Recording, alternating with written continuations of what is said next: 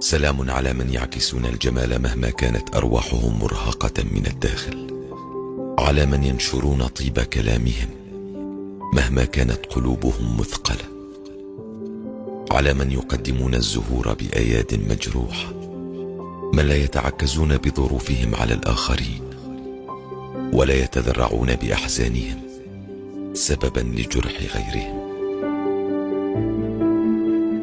أولئك الذين لا ينشرون إلا ربيعا حتى وإن كان الخريف ملأ صدورهم، من يرون الخير وسط بحار الشر.